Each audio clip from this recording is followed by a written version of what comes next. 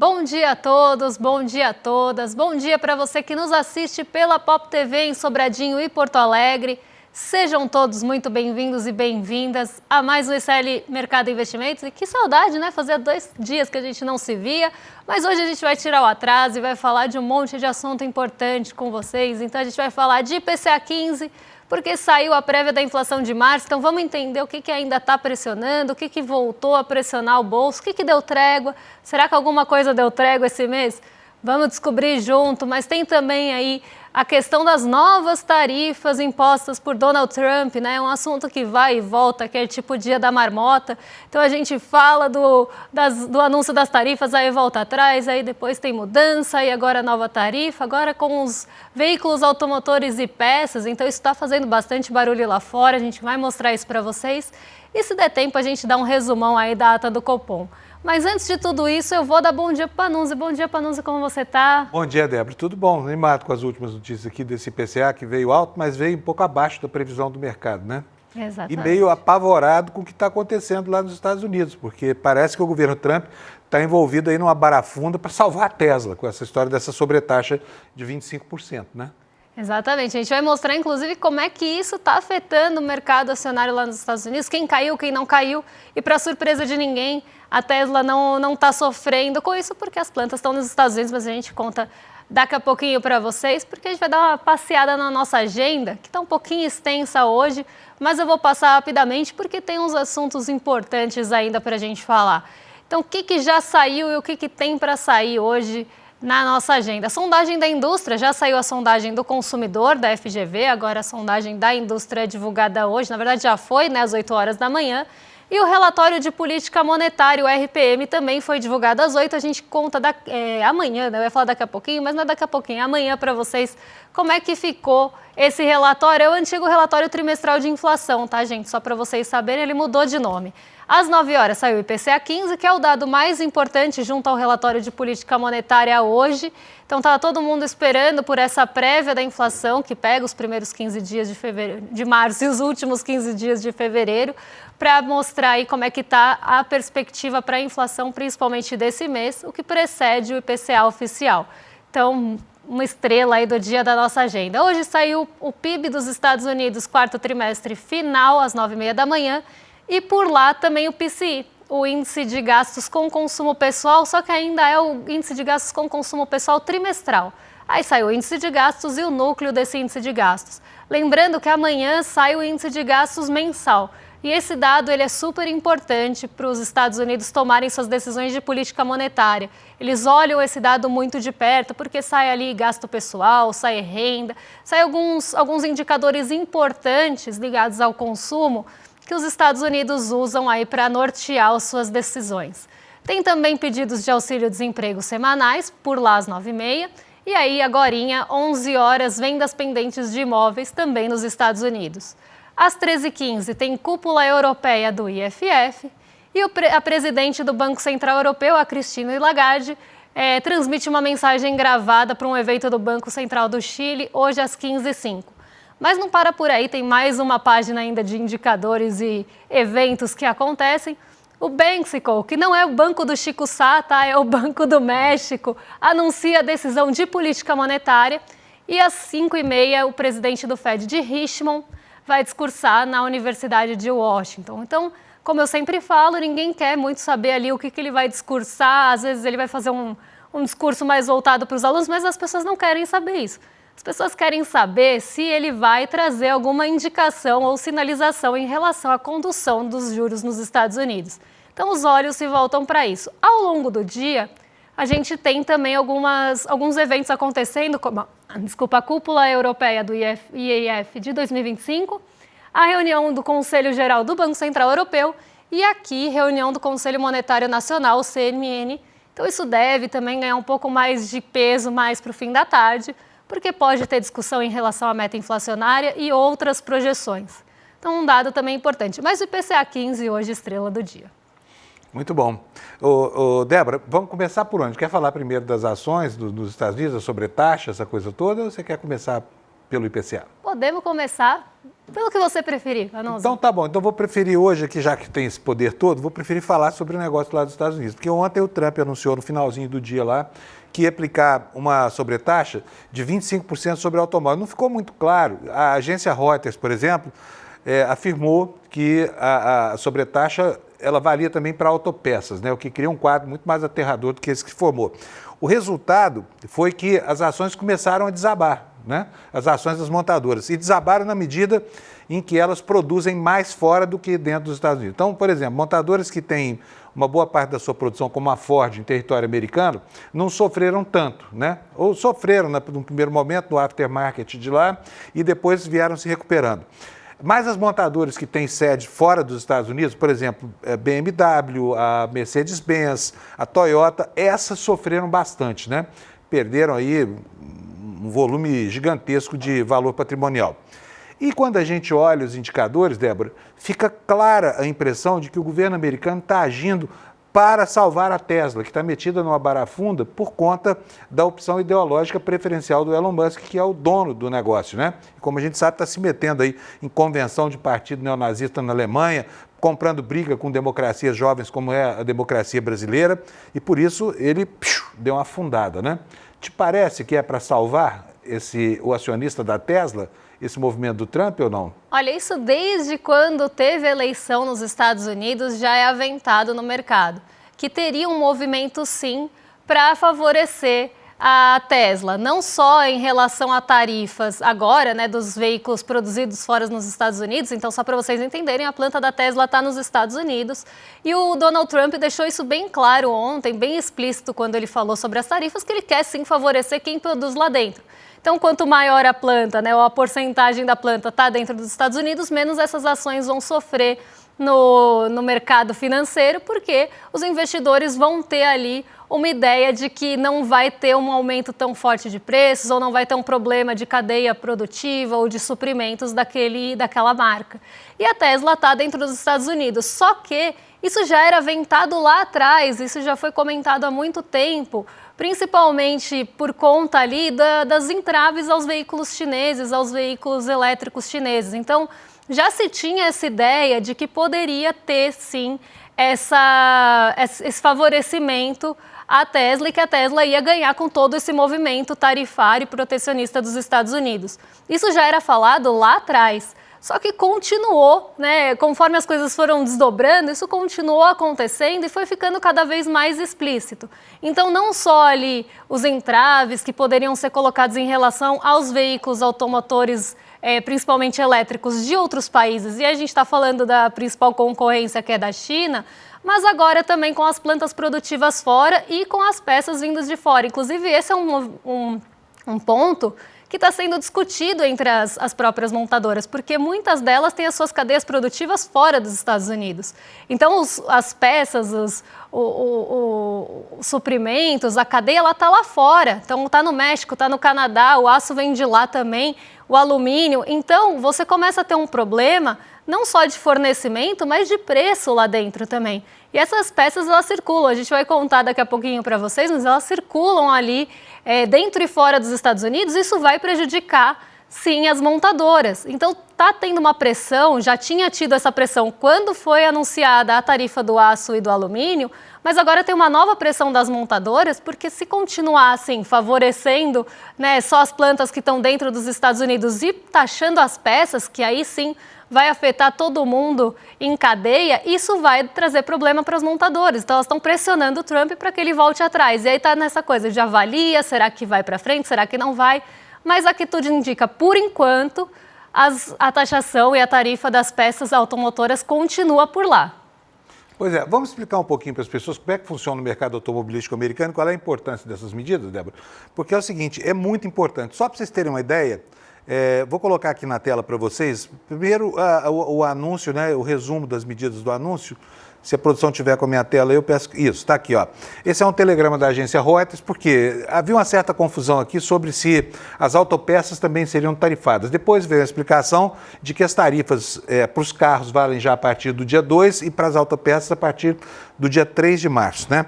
Vou passar aqui para frente. Olha, os jornais americanos receberam a notícia, né, de acordo com o impacto que ela provocou. Trump escala a guerra comercial global com novas tarifas automobilísticas, diz aqui o recorte do Washington Post, e repetindo o que os jornais americanos trataram, né? Você falou agora há pouco da produção que não respeita fronteiras, né? Então, gente, só para fabricar um carro nos Estados Unidos, em média, as peças do carro, desde quando, né, os blocos de metal, de alumínio ou de aço começam a ser fundidos, elas atravessam a fronteira dos Estados Unidos diversas vezes, como você está vendo aí nesse mapa, que é um mapa do Washington Post. O que ele diz aí? Olha, no número 1, que está aí no norte do mapa, né, no Canadá, está em Alma, em Quebec, lá no Canadá, é lá onde é feita a fundição do alumínio, né, que depois é exportado, não vai para os Estados Unidos, vai para o México, segundo passo. Então o alumínio sai dos Estados Unidos, vai para o México, de lá vai para os Estados Unidos, né, onde ele, volta para o Canadá, em Ontário, onde ele é usinado, né? E a partir daí, as peças vão para Fort Wayne, Indiana, isso é para a fabricação de um modelo de carro só, da GMC, né? E acabam indo parar na Carolina do Norte. Então, assim, é um vai e vem de peças entre fronteira que, com esse movimento das múltiplas tarifas, torna o processo de fabricação muito oneroso, né? E só para as pessoas terem uma ideia, o mercado da indústria automobilística americana corresponde a mais ou menos metade do valor de todo o orçamento de investimentos do Brasil. É um absurdo de grande esse mercado. São 474 bilhões de dólares, né? O nosso orçamento aqui dolarizado vai para 900 e poucos bilhões de dólares. Portanto, nós temos um orçamento 2 vezes maior do que só o movimento da indústria automobilística norte-americana. E isso acaba comprometendo muita coisa. Eu queria mostrar para vocês o que aconteceu. Vou tirar aqui no meu computador essa capa, vou mostrar para vocês o que aconteceu com as ações aqui. A Débora, que entende disso, vai me ajudar. Olha, as ações da Stellantis, que estão aqui na minha tela, essas ações ontem tomaram um tombo aqui no final do pregão. Depois, não sei porquê, não pode mostrar, porque está aqui, é um gráfico. Vou tirar aqui o merchan aqui, olha. Pode botar na tela, por favor? Eu acho que eu tenho aqui, Panunzio. Tem aí? Consigo colocar também se precisar. Vamos lá. Vamos lá, olha, aqui, as ações caem, a Stellantis é a fabricante dos veículos GMC, né? E esses veículos da GMC são vendidos aqui no Brasil também, a gente sabe. Então, tomaram um tombo, eles fabricam aproximadamente 55% dos veículos lá nos Estados Unidos. A General Motors fabrica também por volta de 50%, né? Tomou um tombaço ontem no pregão, as ações despencaram, mas despencaram de uma forma incrível. A Ford sofreu menos. Por quê? Porque a Ford fabrica 80% dos veículos vendidos nos Estados Unidos lá mesmo, né? Aí vem as fábricas europeias, né? Que tomaram um tombaço. BMW, Mercedes e Companhia Limitada tomaram um tombo também, não sei se você tem aí.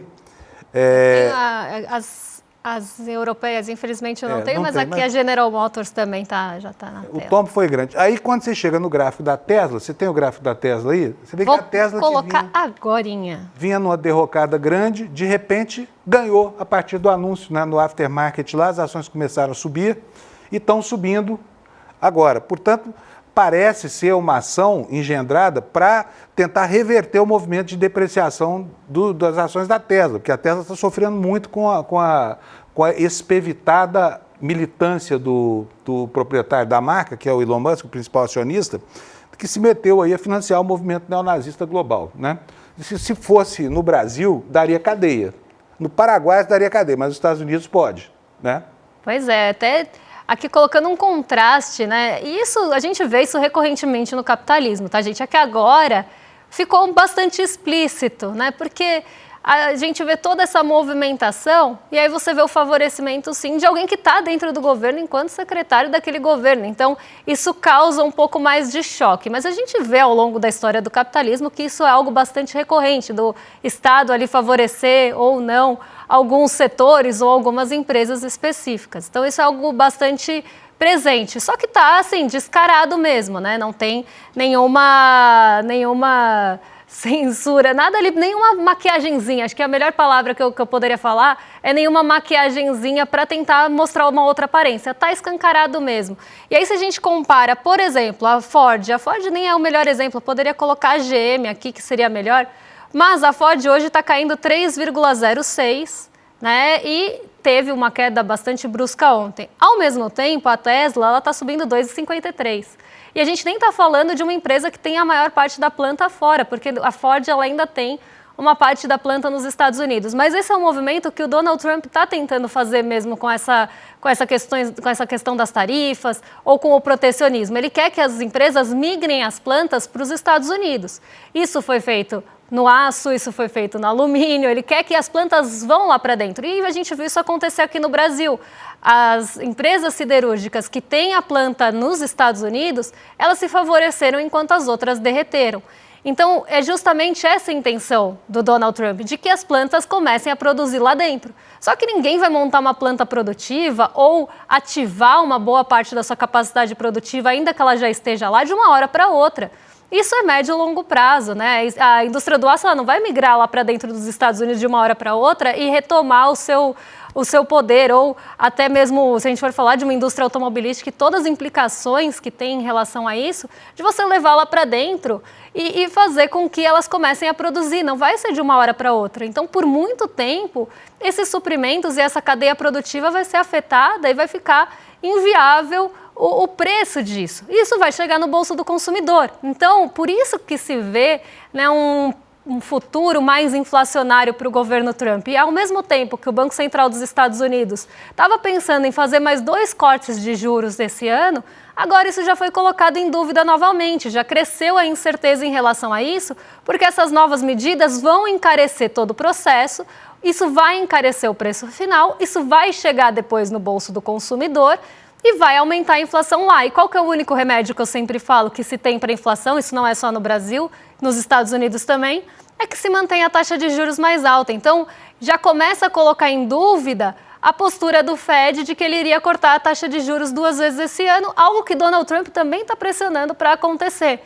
Né? A gente fala tanto de Banco Central independente aqui no Brasil, lá ele está pressionando e falando que ele entende mais de taxa de juros do que o Fed. Ele já está fazendo também com que essa pressão aconteça para as taxas de juros caírem. Ele fala que ele quer que as taxas de juros caiam, mas ele está tomando medidas que podem ser, inclusive, motivo para que as taxas de juros não caiam.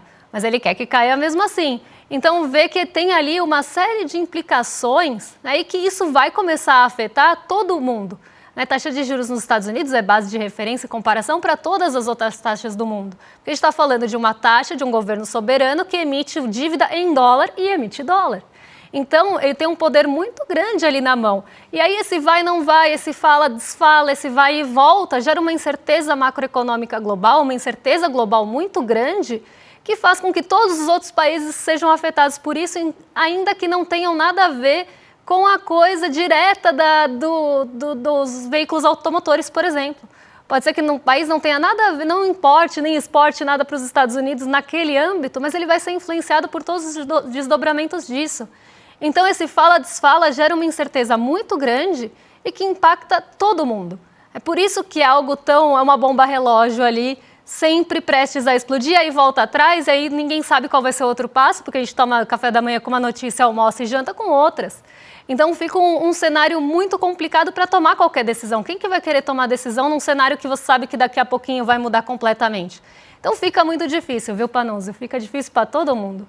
Fica difícil para todo mundo. Mas esse negócio de mover o governo de um país para salvar as cotações de uma empresa especificamente, pelo amor de Deus, né? A gente sabe que o mercado não tem moralidade presidindo às vezes, só tudo negócio. Mas tem que ter um limite, sabe? Porque eu, se fosse um executivo da Ford ou da Toyota, por exemplo, ou da BMW ou da BC, que está sofrendo com isso, denunciaria uma ação como essa, como uma ação mesmo de proteção, né? Uma ação de uma espécie de cartel governamental em benefício dessas marcas, né? Agora, nós temos notícia boa aqui no Brasil também, né, Débora? O PCA 15 saiu, menorzinho, né? Um pouco. Um pouquinho menor, mas ainda preocupante, viu? Porque alimentos e bebidas continuam sendo aí uma pedra no sapato do brasileiro e no nosso bolso, não, uma pedra no bolso do brasileiro. Porque por mais que a inflação ela tenha vindo abaixo do esperado, só para vocês entenderem, o mercado esperava 0,68 na média e na mediana, ambas hoje próximas e iguais. Na média e na mediana, o mercado brasileiro esperava 0,68 de inflação. Teve uma desaceleração em relação a fevereiro, então veio menor o índice do que estava em fevereiro, mas ainda uma inflação que acaba pressionando o bolso do brasileiro. E o que mais preocupa aqui é que é uma inflação que veio com um peso grande em alimentos. Quando a gente tem uma inflação que vem com um peso grande em alimentos, claro, combustíveis também deram uma boa pressionada, gente. Mas quando a gente tem uma inflação pesada em alimentos, a gente sabe no bolso de quem isso pesa mais. Porque a gente sabe, né, até por estudos de inflação por extrato de renda, por exemplo, que alimentos pesam mais em rendas menores e mais baixas e médias baixas. Combustíveis, eles afetam mais rendas médias. E quando a gente tem outros artigos de luxo, esses sim afetam mais rendas altas. Então a gente sabe que é uma inflação que vai pesar no bolso da pessoa que ganha menos aqui no Brasil, que é boa parte da população brasileira. Então vai ser uma inflação pesada, que continua pesada em alimentos. E alimentos, gente, vou contar para vocês, não tem sensibilidade nenhuma à taxa de juros. Então não adianta subir juros para controlar o preço do café, preço do ovo, que não vai ter eficácia, não vai ter eficiência. Mas a gente sabe que esse é o remédio que é sempre dado. Pois é, aliás, é até uma estupidez, né? Porque você pretender, por exemplo, quando você aumenta os juros na economia, você está drenando o dinheiro, você está tirando dinheiro de circulação. Agora, pretender que as pessoas comam menos ovos, por exemplo, porque estão caros e estão sofrendo ação de juros eletéricos, é de uma falta de lucidez completa, né? Então, talvez até funcione, se você pretender levar a população a estado de fome, por exemplo, como está acontecendo na Argentina. Mas não é o caso do Brasil, que ainda é, felizmente, uma democracia. E o fato que eu acho importante para notar é que, em relação ao último IPCA, esse agora foi muito menor, foi praticamente a metade, né? Nós fechamos o mês de fevereiro com 1,23 e agora nós estamos com 0,64. Então caiu bastante e surpreendeu. Agora precisa ver que reflexo isso terá lá na frente, depois, na próxima reunião do Copom, né? Quando o IPCA vier cheio e embasar a decisão sobre juros no Brasil, que já está antecipado, inclusive pela última ata, né? Prevendo um aumento aí menor do que 1%, mas não sabe de quanto será. Exatamente. E olha, eu sou muito cética em relação a isso, viu? Por mais que a inflação tenha aí vindo desacelerada, vindo um pouco menor do que o mês passado, e a gente está falando de IPCA 15, então a gente ainda carrega assim um pouquinho daquela volta ou do rebote do bônus de Itaipu, que a gente teve em dezembro, depois ela volta, desculpa, em janeiro, aí ela volta em fevereiro com força, e esse efeito ainda está nos 15 últimos dias de fevereiro. Só que tem algumas questões regionais também de tarifa de energia ou de gás encanado, por exemplo, no Rio de Janeiro, que acabam aparecendo aqui esses efeitos. Mas a gente ainda tem esse efeito do final de fevereiro, pesando principalmente na energia elétrica, que veio bem menor do que no mês passado, mas que ainda assim aparece porque tem esse efeito carregado dos últimos 15 dias.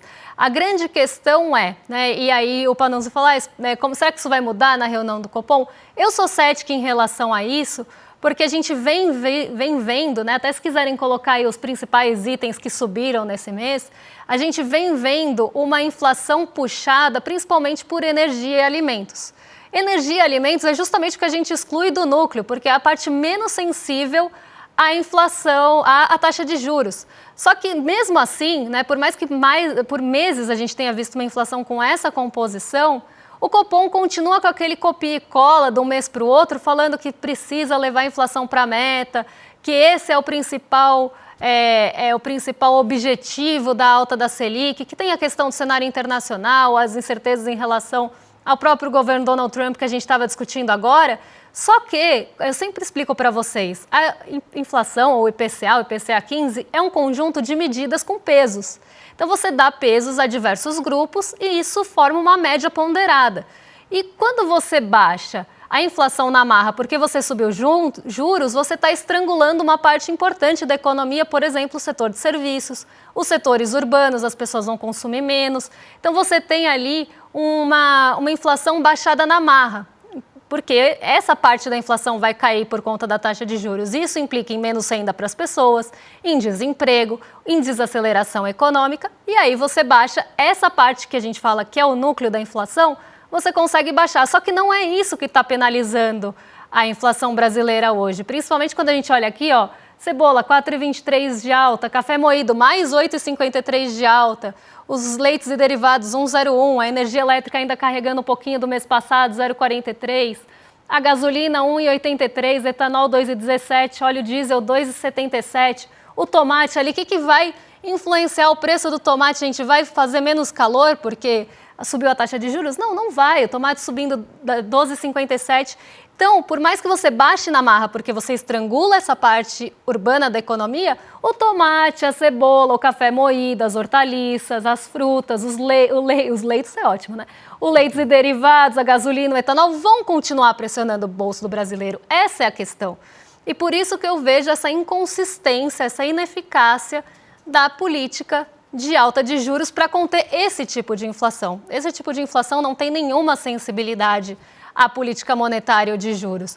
E é isso que precisa ser discutido, né? Quando a gente olha a composição de inflação, é muito importante que a gente saiba o que está pressionando a inflação, porque senão a gente baixa uma parte que não está pressionando e o que está pressionando vai continuar pressionando, mas aí o índice fica mais bonitinho, a média ponderada fica mais bonita, só que o seu bolso continua sofrendo com todos os apertos que ele já está sofrendo hoje. Exatamente. E só para complementar a informação da Débora, o preço que mais pesou nesse índice deste mês, desse IPCA 15, foi a gasolina por causa do aumento do ICMS, né? Nós não temos mais aquele impacto terrível do dólar do começo do ano, mas em compensação agora entrou o ICMS, a gasolina contribuiu, né, foi uma alta média de 1,83, como ela pesa muito no índice, ela sozinha contribuiu com 0,1 desses 0,64%. E tem uma outra questão aí, viu, Panunzio? Estão aumentando a possibilidade também de ter mais etanol na gasolina.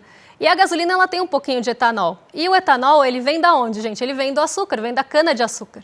E o usineiro, ele tem duas opções ali, né? Ou ele produz açúcar para fora e exporta, ou ele deixa aqui no mercado interno essa cana-de-açúcar voltada para a produção de etanol e etanol que vai na gasolina. A grande questão é, a gente está tendo aumento do preço do açúcar lá fora. Então, você acha que o usineiro vai pensar na gasolina que vai etanol, vai pensar em você na hora de decidir se ele exporta ou não? Não, ele vai pensar no lucro dele. Se tiver mais vantajoso, como está hoje, exportar açúcar, né, ele vai exportar açúcar e a gente que lute aqui, né? A gente que conhece a Sila, a gente que se lasque, né? Então é isso. Exatamente, Sila. A gente vai ficar com o etanol mais caro aqui dentro, que vai também impactar no valor da gasolina. Então entendem que é uma série de fatores em cadeia que levam a isso e que nenhum deles tem a ver com juros.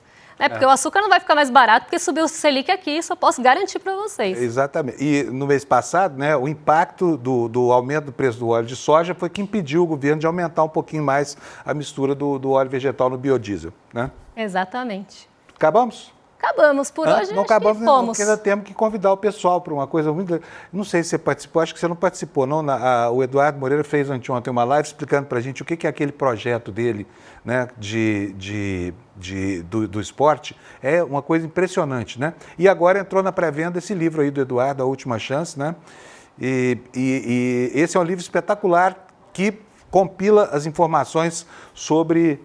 Que deram base, né, a isso que aconteceu que começa a acontecer a partir de ontem, que é o julgamento da cúpula do golpe planejado pelo Bolsonaro. Muito legal, tá na pré-venda, 30% de desconto para quem comprar, Débora. É isso aí, cl.com.br/última chance. Última chance de garantir o desconto, talvez também? Então, não deixem de garantir aqui também, clicando no QR Code. E tem também o PEX, né, o Programa de Esporte e Ciência da Superação, que é aí sim que o Panunzio estava contando pra gente, que vem pesado, aí, né? Vem grande o PEX por aí, né?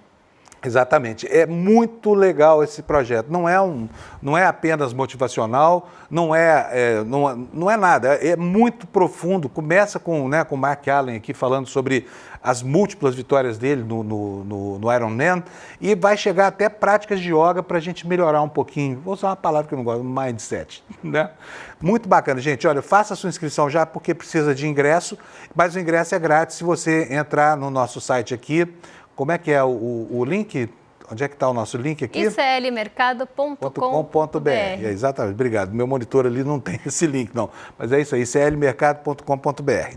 E também dá pelo QR Code aqui. Então, se tiver com o celular na mão, já aponta, já se inscreve. Usa aí o nosso link do ICL Mercado para vocês não perderem e garantirem o ingresso de vocês nessa aula, que vai ser incrível. E agora vocês ficam com os nossos vizinhos de cima, Rolê ICL. Rolezeiros do chat, não fiquem ansiosos, porque a gente já vai entregar o programa para o Rolê. Então vocês estão em mais que excelente companhia a partir de agora com a Roberta Garcia e o Guga Noblar. E a gente volta amanhã para trazer aí as novidades do mercado, o que está acontecendo, o que mexe com a bolsa, o que mexe com o seu bolso. A gente tem um monte de coisa para contar para vocês amanhã, então já sabem, 11 horas a gente está aqui. Um beijão e até lá. Tchau, até amanhã.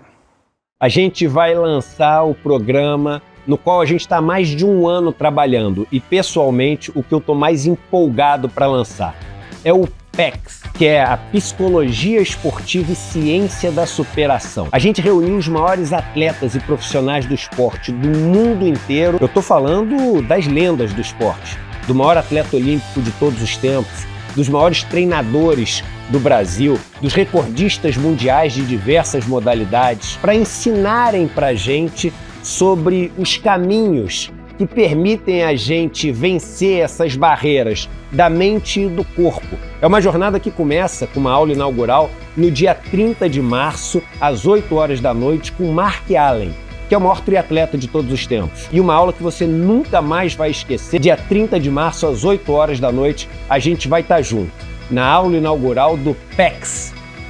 Te vejo lá.